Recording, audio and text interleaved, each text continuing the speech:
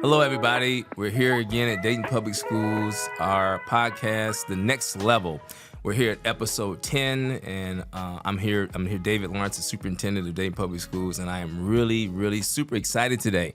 I have some of my favorite educators, and I mean that. I did not make a mistake. They are educators. They help contribute to what we do in schools to make environments safe so that kids can be in school and kids can learn.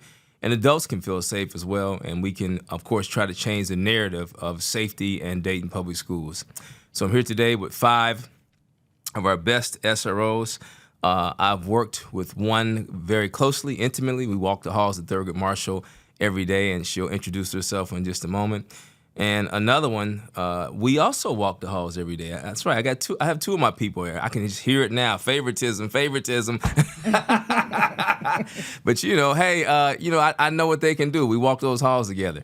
So I'm going to allow our guests to introduce themselves, starting to my left, their right. Hit it. Vanoy Garrett, Horace Mann Elementary. Okay. What high school did you attend, by the way? I went to Broad Ripple High School in Indianapolis. I got you. My name is Dane Perrin. I'm at Bellhaven Elementary. Dane, what high school did you attend? Middletown High School. The Middies. Yes, sir. I'm Ernestine Sledge, SRO at Kaiser. And what high school did you attend? I'm from Chicago, so Which high one? school was George Henry Carlos. I got you. I'm going somewhere with that before the podcast is over. Okay. My name is Anthony Jackson, go by AJ, SRO at Dunbar High School. And I would ask what high school. Oh, yeah, and I went to Patterson Career Center. Oh, my gosh. Don't be like that. I am Shay Smith, and I am one of the safety and security liaisons. I am over the East Quadrant, and I went to Springfield South High School. Got you. Still split up there, huh? Springfield Yes. South. All right, I'm going to come back to that at some point. Well, I'm out the gate with my first question. I talked this morning. I was in a meeting talking about team and how you all are part of the team. What makes a good administrative SRO match? What makes that team really good? And if you've been on a team, tell me some of the characteristics of that team and how it worked. Sure. What makes a good team is the principal and the SRO really getting along, having a good relationship, being able to talk to one another, especially if there's an issue or a problem. She should be able to come to me as the SRO. I should be able to come to her as the SRO and the principal. And we just got to be able to get together, have conversation, and solve the problems that need to be solved in the building. I was supposed to start off with our 5 core guiding principles in Dayton Public Schools, the 5 C's, and I just wrote down communication, so it sounds like there's got to be a lot of that. A lot of communication. Yeah, what are the things make the relationship special? What makes it work? I know your principal loves you. I just took her out to dinner the other day. If she watches this, that's 3 straight dinners on me. Let's get it together. Let's get it together, lady. Next one's on you, but go right ahead. Shout out to Principal Miss Bailey, Katrina Bailey. And I was talking about Dr. Phillips, but you got it.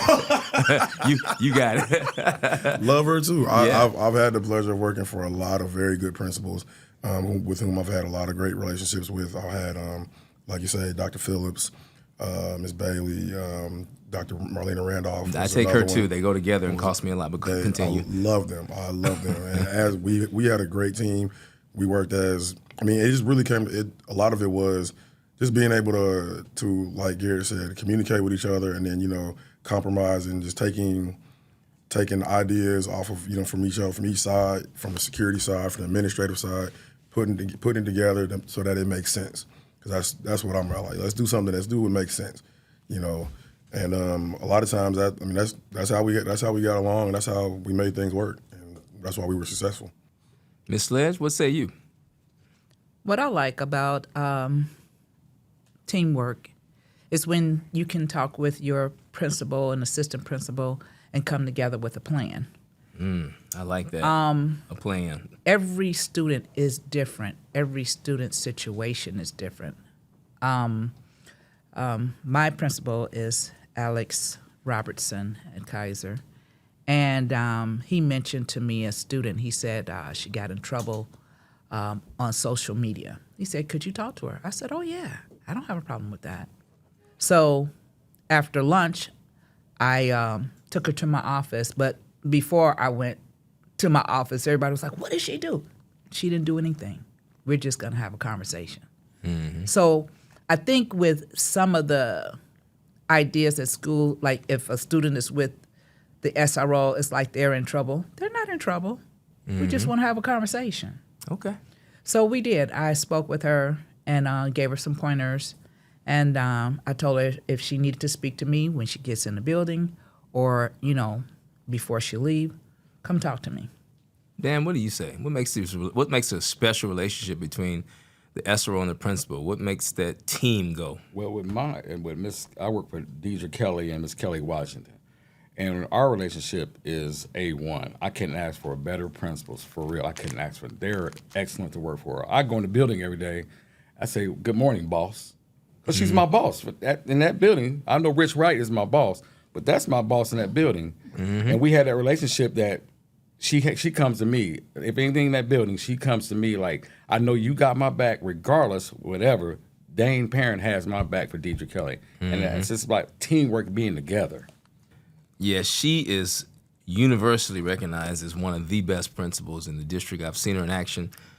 Shout out to her and the Belhaven. What are they? The Bobcats. Bobcats. Yeah, Belhaven Bobcats. I'm going to spend some time over there. She said I'm going to be on lunch duty and breakfast duty, so I can't wait. Okay.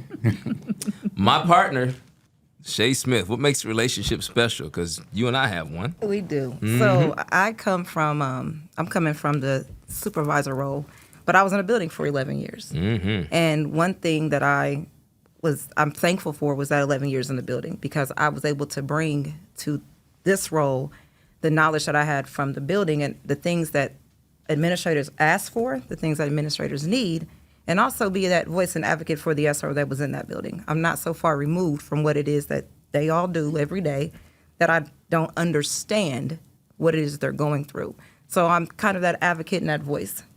But personality-wise, personalities is one of the main things that I look at when we're trying to pair SROs with administrators. So when we have those lists that come out at the end of the year where principals are going to go, and we've already put SROs in certain places, I'm the person standing there looking, going, "Ooh, no, yeah, we're going to have to move this one to this one," because The everyone principals are looking at this right now. everyone brings something different to the table. Absolutely. So if I know that your strong suit is handling situations without needing to have the principal, and I know that you have a principal that's going to expect you, as I did, to know your job, do your job, and catch me on the back end and tell me what it is that you did, because your job is not, it's not my job to tell you how to do your job every day. I should be able to give you a directive and move on. And then you have other ones that want to know every step that you make, and that's fine. But I need an SRO to work with that person that can accept that style of leadership. So for me, it's knowing personalities. And once you get those two personalities that mesh, you get a marvelous team. You just said something really interesting that I think I want to follow up on. I wasn't going there, but I am. You talked about style of leadership. You were special. You were a terrific investigator.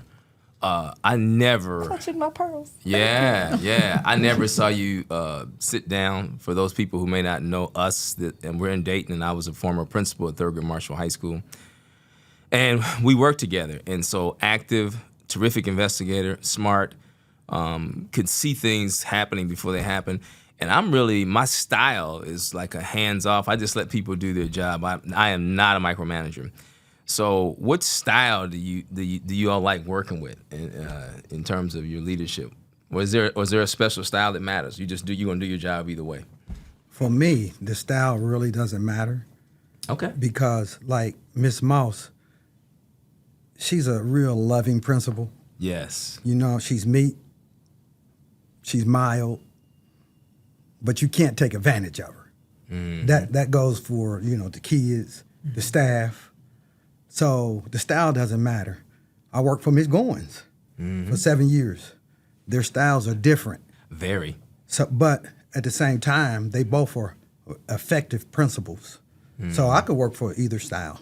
It doesn't really matter. Okay, that's good feedback. Style, you say, I got this. I'm gonna figure it out. Yeah, I'm gonna Dan, do- I see you shake your head like I'm gonna figure it out. I'm gonna work with whoever I'm gonna work with, regardless. I worked with Miss Stokes when I first started in this business.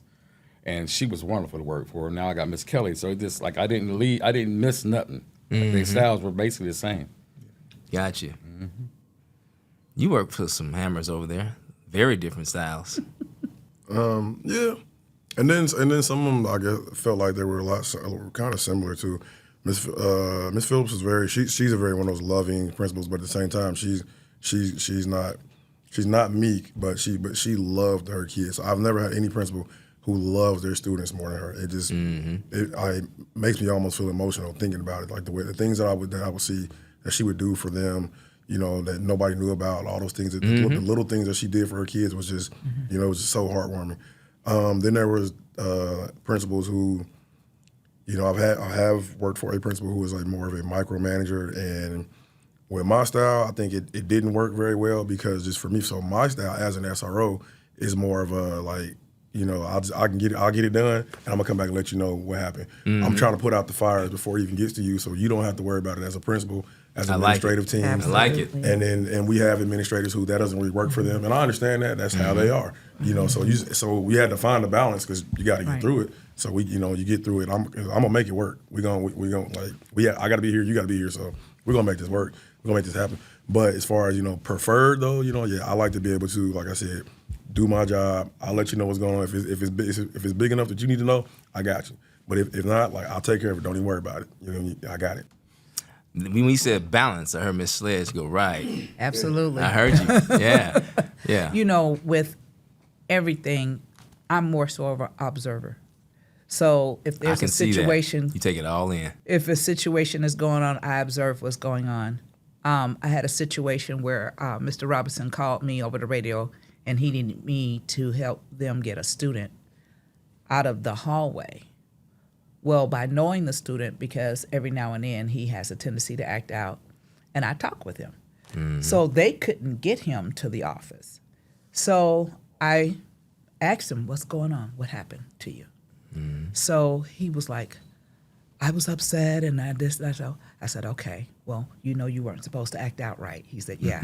I said, okay, well, I need you to go to the office. And so we had our psychologist say, we're going to call your father-in-law. And I'm like, because he wouldn't move. He's like, I'm not going to the office if you're calling my father. So then I said, well, you know what? Let's go to the office and have a conversation. He was like, okay. And so then I was able to get him in the office, and then I sat down with him, and I was like, it's going to be okay. And I'm like, do not tell him that you're calling his father. I know you're calling his father. I know you want him out the school, but let him just sit here and just be okay. You're going to address it a different way. But my thing is trust. And the kids look to you, and they want to be able to trust you and know that you're not going to put them in harm's way. So with the style, like I said, I just observe, and then I react, and then I'm like, okay, let's get this handled a different way, not your way, but a different way, so the child can go ahead and do what they need to do. You said a key word, trust. That's going to trigger two questions for me. The first is going to be around teachers. The second is going to be around kids. I'm going to ask you after the first question around some of the most difficult kids and how you deal with them. A reality is you are the people who are called to deal with the most difficult kids. We'll come back to that. The kids are coming from a classroom, a lunchroom, a recess. What have you seen from some of the best teachers who deal with behavior? And check this out. When I go into buildings, there's a couple of people who see everything. The custodian, the SRO, and nutrition services, because every kid comes through there. If you go and just sit and listen to them long enough, they can tell you. The SROs can tell you who's teaching and who isn't. The SROs can tell you who can handle kids and who can't. The SROs can tell you who cares and who doesn't. That's true. Am I lying? That's true. Should I continue to preach? And so can the 100% right. So can the Right. The principals aren't the only people walking around the building, right? Absolutely. So We may walk more than the principals. Not me. No. Not you. No. Not you. Not Miss Goins. But Miss Mouse walks a lot. as well. but yeah. So you all see all that, right? And so, what do you see from some of the best teachers as you walk around? Like, what are the traits, characteristics? What are some of your observations when you see these really good teachers? You even know who's teaching. Even though you're not a principal. So for me, and I'm in multiple different buildings throughout the day, and the best teachers that I see are the ones that have a smile on their face. These kids are not a check.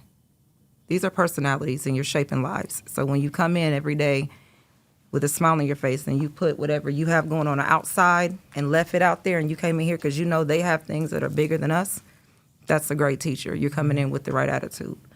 One that asks questions and wants the answers and will take the constructive criticism no matter who it's from, and people that value everyone in that building. Okay. Not just the people with degrees, but everyone in that building. Now. Everyone in that building. The ones that are willing to communicate with their parents, that are not afraid to speak to a parent no matter what the situation is, but also the ones that take the time to know, I can't come at Benoit the same way I can come at Dane. I've got to come to him differently, even though they might have done the same thing. I need to talk to him a little different because he doesn't receive my message like that. They have to be willing to come from where they are, and don't just put your hand down and say, hey, grab my hand, I'm going to bring you up here where I am. You have to come all the way down to where they are, meet them there, and walk them up. And you might have to take a couple steps back down because they might not walk as fast as you. But you got to take them back up if you want them to get to where you are. Yeah, you all are walking in and out of classrooms. I mean, Dane, there's been a lot of turnover over there at Belhaven, so you've seen a lot of teachers. What do you see when you say, man, this teacher's really good? What do you see? I see caring, very caring. Yes, they like caring. Like they will spend their hard-earned money. You know, I see this one teacher I got, Miss Lyman. She buys pizzas, whatever the kids want. But they have to do right now. They just ain't gonna get it, and they have to respect that woman. And she's very hands-on with these kids. I mean, really hands-on. And then when they call me down to her room, when she calls me her room, somebody done messed up because Miss Lyman cared for her. I don't know what color you is. She cares about her kids regardless of whatever. And that's like I said, caring. She's very caring. That's one of the teachers I like work with, Miss Lyman, because she cares about the kids. That's what I like about her. Miss Sledge, you do a lot of observing. I can't wait to hear what you're going to say. You take it all in. What do you see when you walking in these classrooms? What do you see when you see great teaching? What traits, qualities, what do you see and feel when you walk in and out? I see they're very concerned. They engage with the students. They work with them and make sure that they get it. If one student is being taught the same thing and this other student is not getting it, they make sure that they get it, but they're taught just like you were saying, Shay. Like you can't talk to this student or this person a certain way, but you want them to get the message. So what I like is that they make sure that every student in their class gets the message and that they're learning. Benoit, you've had a chance to walk in and out of a lot of classrooms, east side, west side, high school, elementary, middle. Yep. Yeah, when you see a teacher, a good one, you know you see it. What do you see? When I see really good teachers, I see that they're engaged with their kids.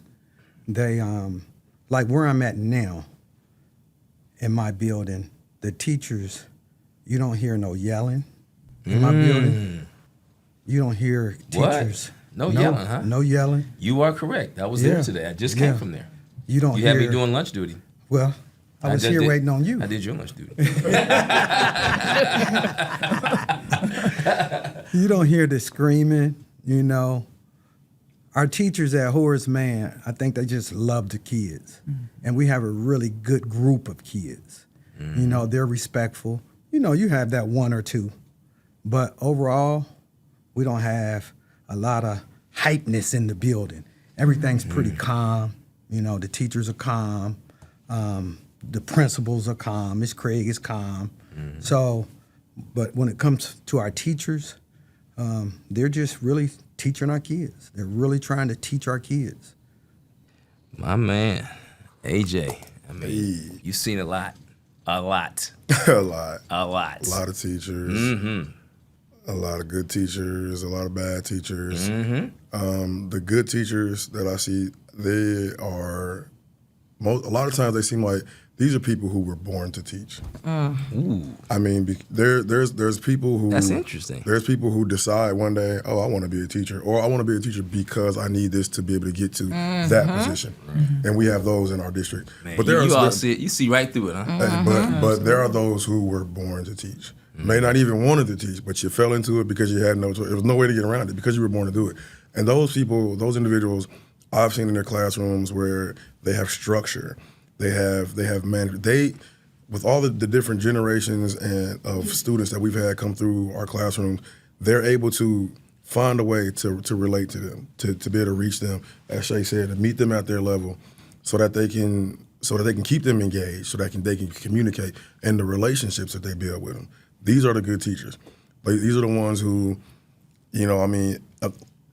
fortunately we have a lot of teachers from our own area. So you have teachers who they grew up with that student's parents, or I know your uncle, I know your grandma. Your grandma was my choir director at church, where things like that. Okay. So all those relationships they come around, so that you build that, to the point where there's students who calling their teachers, their uncle, that's uncle, that's my aunt, you know what I'm saying, things like that. I've heard them say that before.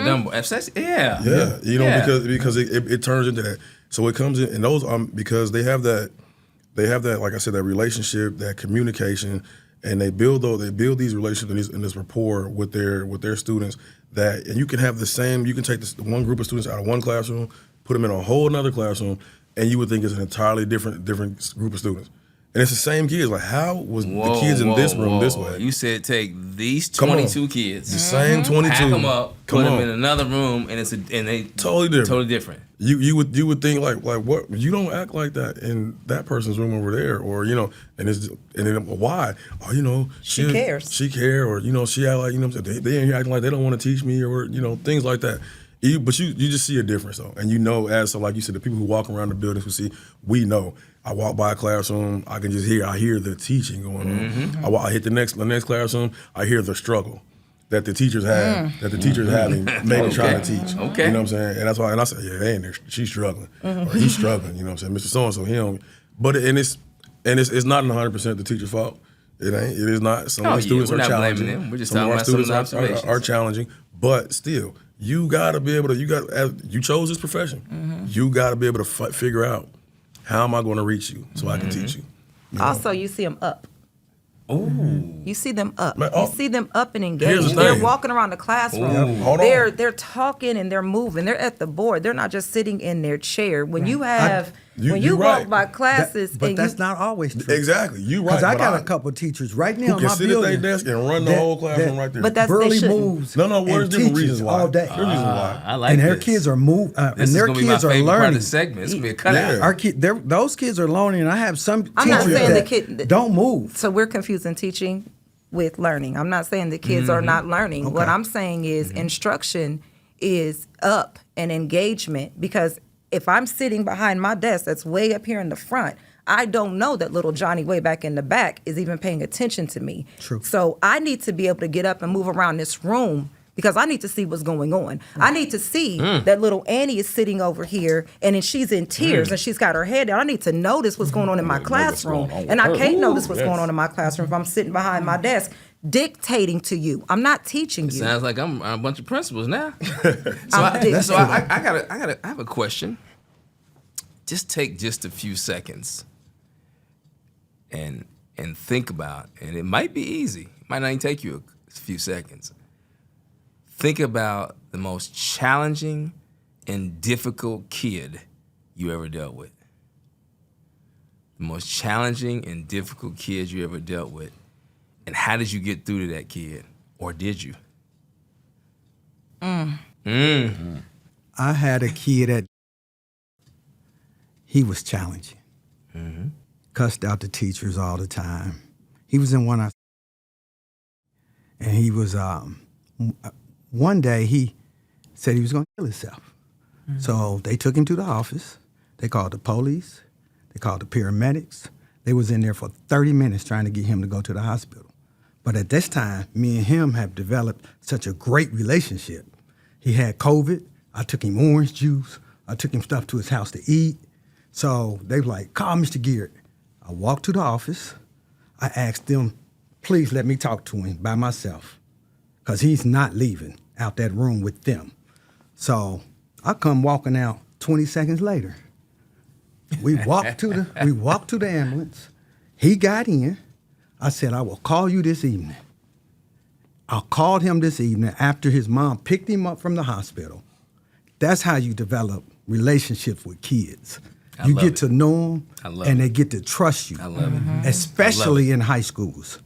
So when me and AJ was partners, and of course you have certain kids that don't like AJ and didn't like me. So I would just say, hey, AJ, your boy needs some attention. Right, AJ? Yeah. Or he would call me and be like, hey, G, you need to come and get your boy. So it's in high schools especially, you have to develop relationship with kids. And once you do that, they'll give you whatever. And they'll treat you like you their uncle. Because they say, that's what they call it. They call me and AJ at Dunbar. Or they Hey, dad, Unc. or all of that, Yeah. you know, Yeah. Ernestine Sledge, think about that most difficult kid. How'd you get through to he or she? Well, I wouldn't say he's special needs, but he has a lot of issues. And he would come to school with an attitude every day. Every day. And we changed with the book bag checks. So now I'm at the front door because we have the late students coming in, and I'm making sure that their book bags are checked. So this one particular day, he came in, and I was checking other students' books bags. And he walked past me. I said, because I got to know his name, you know I have to check your book bag. And kept on walking. I said, okay, I'm done with you all. I said, and I walked up to him. I said, I need to check your book bag. Oh, I'm not. So me, him, and the book bag went to the office. He was highly upset because I don't think he's been dealt that way. So now he comes in, take your hood off. How you doing? What's going on with you? And I engage in a conversation with him. It's very brief. And he lets me check his book bag. And he's okay. He doesn't say, hi, Miss Sledge, or anything like that. But I come to his level. How you doing? What's up? And he like, I'm good. I'm like, okay. So I think he's on medication, but he's doing things differently. He's not as bad because it was an everyday thing with he and the teachers. So now he's developed a different way of approaching. But I believe that the people that he lives with, because I think it's an aunt, is working with him. Good. Shay Smith, we've had some doozies. I have had some doozies. Man, we've had some doozies. I've had some I mean, doozies. and even before you met me and after, I mean, think about the most difficult student and how you got through to him. And I watched you in action, so I can't wait to hear the answer. I saw it with my own eyeballs. I saw it. So I had a student at when it was middle school. You know, I was there through it all. And this young lady was from the Congo. She did not trust anyone. She did not like anyone. She wouldn't talk to anyone. She was very violent. Very violent. And at first, I'm like, Cheney Good. Shout out Cheney Good. Love you, Cheney Good. Cheney Good. Why do you keep saving her? Stop this. We are setting a tone, yada, yada, yada. And I actually prayed about it because I'm like, there's something going on with this child. I don't know what it is. I don't know how to reach her, but I can't keep getting in the middle of these fights. This girl is violent. It goes down when she gets into it. So she got into one that was really, really bad, assaulted quite a few people, including adults. I ended up taking her to my office, and I'm sitting there with her, and it was so much to get it stopped because at the time I was the only SRO in that building. We only had one. It took so much, and I was just furious. And I looked at her, and I'm like, "Talk to me, because I don't get this. I just need you to talk to me."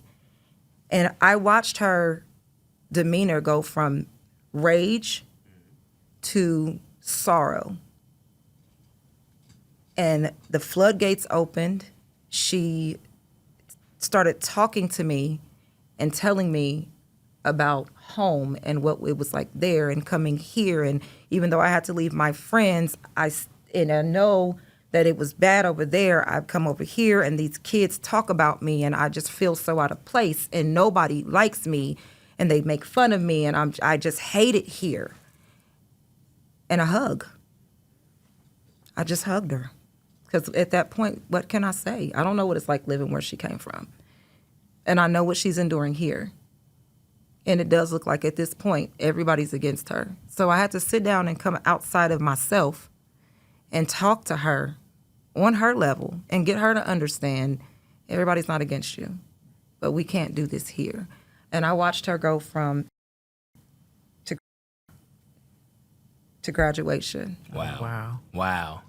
That's awesome. So, and she ran up to me at graduation and hugged me, and we both just shed tears. Nothing better than that, is it? Because Nothing better. it was amazing. I was in fear that someone was going to really harm this girl. Mm-hmm. So it was a beautiful thing to see her transition and to watch her, because I actually followed. I was blessed to get in this position where I could go to, because I needed to make sure she was okay. Because once you make that connection, for me, it's hard for me to say, all right, she's leaving, she's going to, your problem now. I can't. I need to know that you're good.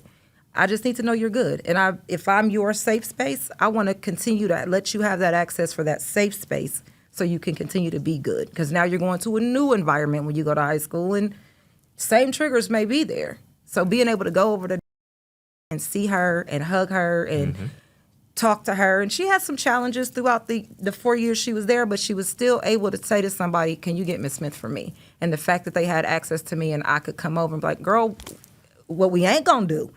I had to pull the Sharon Gomes. What we ain't gonna do is this right here. But it got it together. So that she was one of my most challenging. Dang, let's think about one of your most challenging. Let me hear it. And everybody here is so calm, but you are ice cool. I saw you last night, so he's just cool. So I can't wait to hear you. How you deal with it. I had this one kid. He's no longer. He just left about. He was a foster home kid named. First time I met this kid, he was under the stall in the bathroom, and he said, "I'm not coming out." I'm shaking my head. I'm like, come on, man, I'm too old, I'm too fat. I can't get up under to pick you up. So he got his arms under, he got his legs. I said, come on, man. I pulled him out. I said, what's going on? He said, I don't want to talk to you. Get away from me. He said, I hit and I spit. I took everything out of me, right? I said, come on, young man, come on. You're going to come with me. So we went to the office, and we seen the principal. We talked about it. But that point on, I go see him every day. I go see him every day. And I said, how you doing? I got some donuts. Come on, eat a donut with me in the office. You know, SRO would have a donut with me one day. Mm-hmm. He came there. Then I got that relationship with him where he would come knock on my door. Mr. Barron, can I take a break with you? And I said, I'm feeling like, yeah, he's kind of feeling me now. So then when he left, we had a party for him. And we shedded tears, and they was like, I bet. They was like, he leaving. I was like, man, this kid is going to be, I think they were setting him up for failure, because when he was at, he was all right.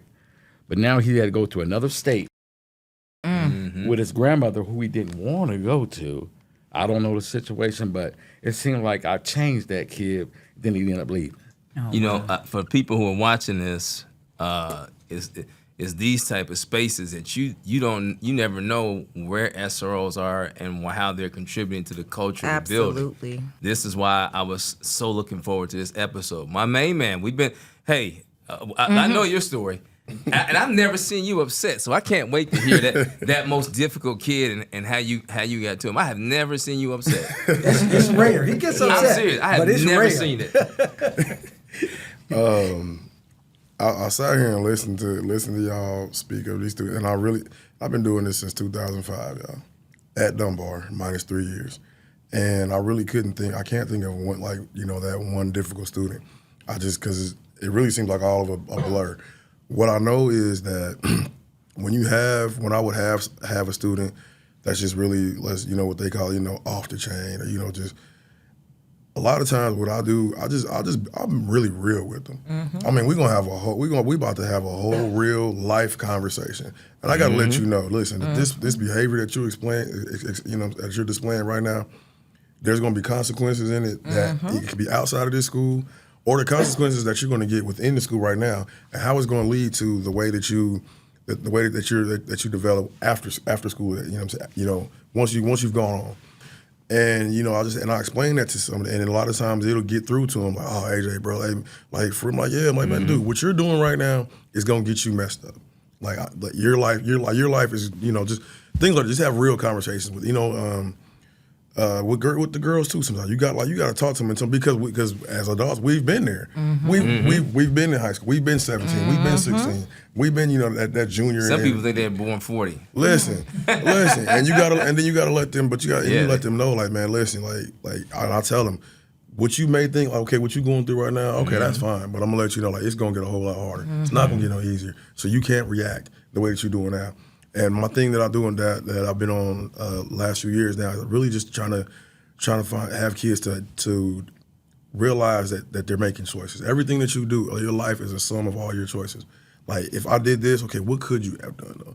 Like what could you say? Okay, so and so said that to you, but what could you have done instead of what you did? And once you really break that down, I give it to you. Said I'm cool. I swear today, before I came here, had a conversation with a young lady who got in a whole shouting match with another girl. I mean, it was. They didn't come in. Wasn't any fight or anything. But I told her, I said, now listen. After when she said all of that to you, what could you have done? She said, no, but she ain't gonna talk. Yeah, but if you hear how I'm talking to you right now, what if you just sat there and talked to her like that? Or what if you did just walked away from her? How about that? So yeah, I guess that would even make sense. Like, 'cause now she looks crazy. And you're fine. And then you still back in class. You be back in class doing your work. She's like, yeah, I guess. And it really got it really got through to her. I can see that it did. Sometimes they try to fool you. They just okay, it's cool. And sometimes they try to fool when they faking them. When they faking them fun. And sometimes they get it over on you. They're like, yeah, I get it. Okay, I'm gonna go back to class, act and do the right thing. And then 5 minutes like, what? Right. Hey, you can't do that. And I'll be like, they got me on that one. They got me that time. You know what I'm saying? But yeah, I just keep it really real with them. I just and high school is a whole lot easier to do that with, because they understand it a lot more. When I was in the elementary school for the few years, that's a whole different thing, man. When those kids get out of control, they said, I had a look. I just gave them a look. I look at them like I was their daddy. I'm saying, listen, we're not doing this. And then sometimes I'm like, come here, little dude. Take him by the hand. We go ahead and take a little walk outside or something. Walk around. I remember one little guy. We went out around back where the air conditioners and the generators are really, really, really loud. I said, man, because he just had a lot of anger. I said, look here, we're gonna stand right here. And I'm gonna let you scream as loud as you want to. And I was like, you want to scream? He's like, no. I said, yes, you do. He's like, no. I said, all right, well, I'm gonna scream. And I did it. I just screamed louder. I said, you try it. Come on. And then he did it, and we did it. He went back. We did it back and forth. I said, all right, now we get all that out. Now we're gonna go in here. We're gonna do our work.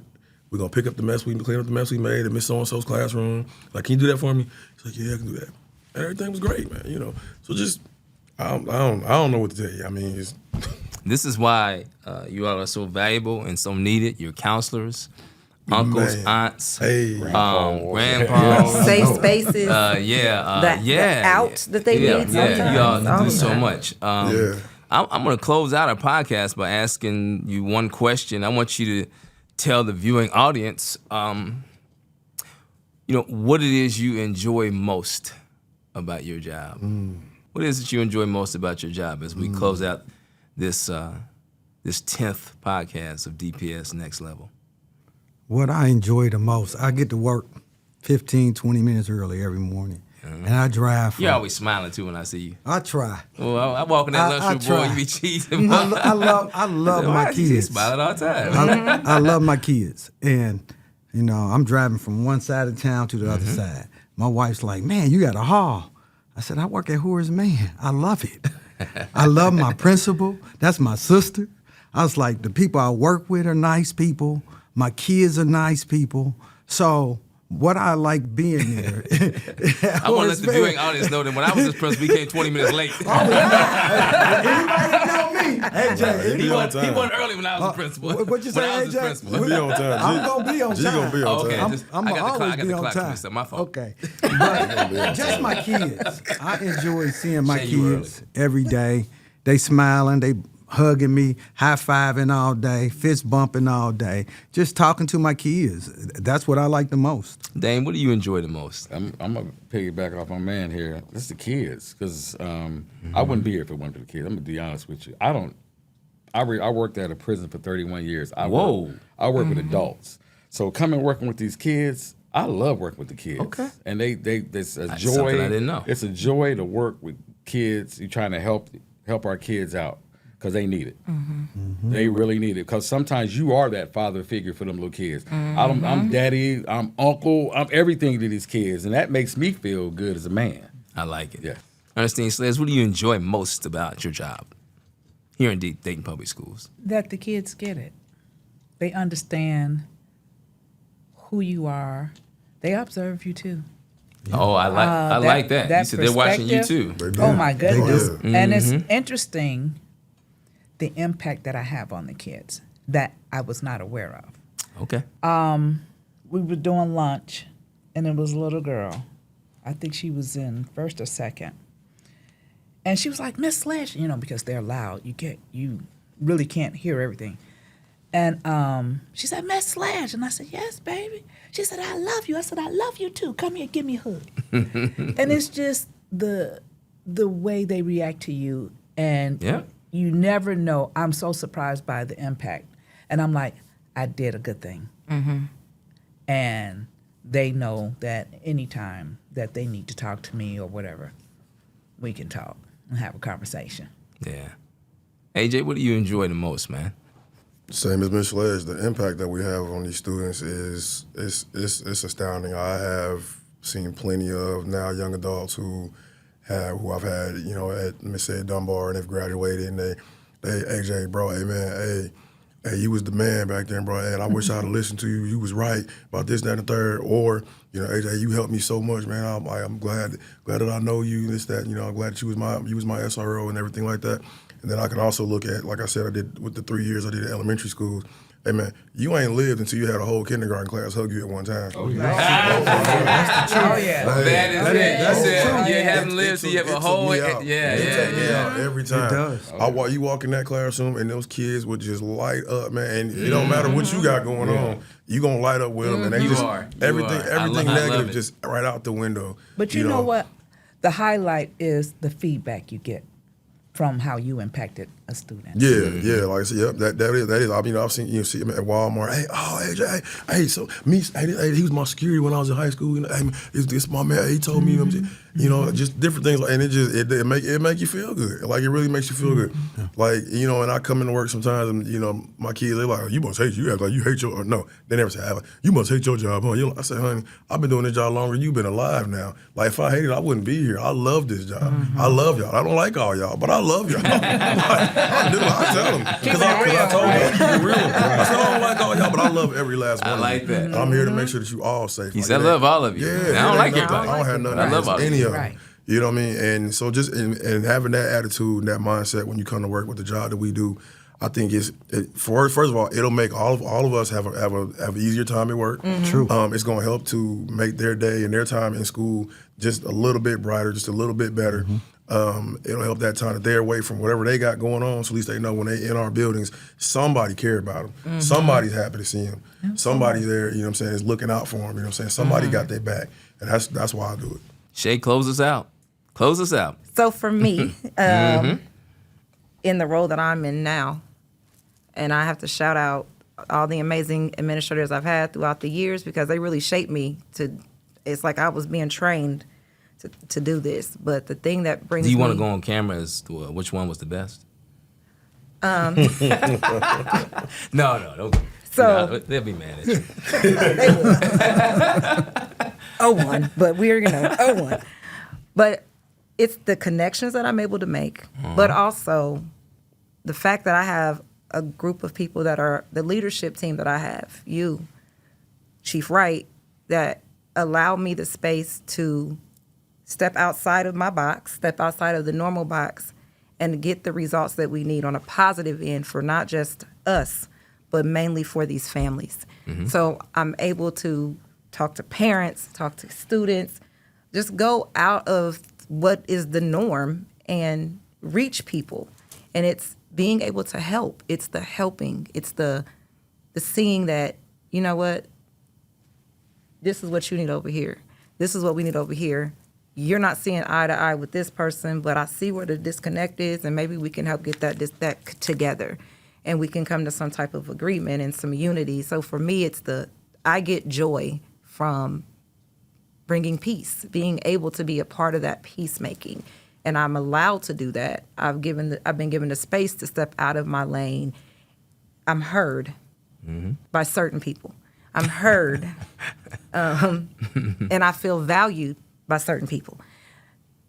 And that's the joy. Well, there you have it. I want to make sure before we leave, those people watching, I got to definitely rep my brothers from Alpha Phi Alpha Fraternity Incorporated. I see you, Brother Thurman Sampson, Brother Byron Ewing, and any other brothers in the organization who I might have forgot. Oh, man, how can I forget board member Deion Sampson and incoming board member Dr. William Bailey. So we're repping Alpha Phi Alpha Fraternity Incorporated today. I'll let the elementary schools know I forgot my shirt today.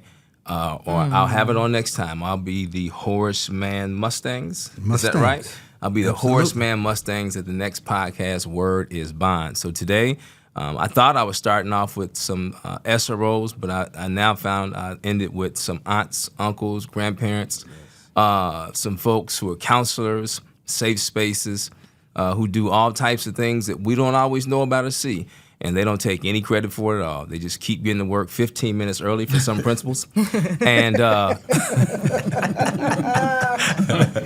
did you do that? they keep getting to work early 15 minutes for some principals.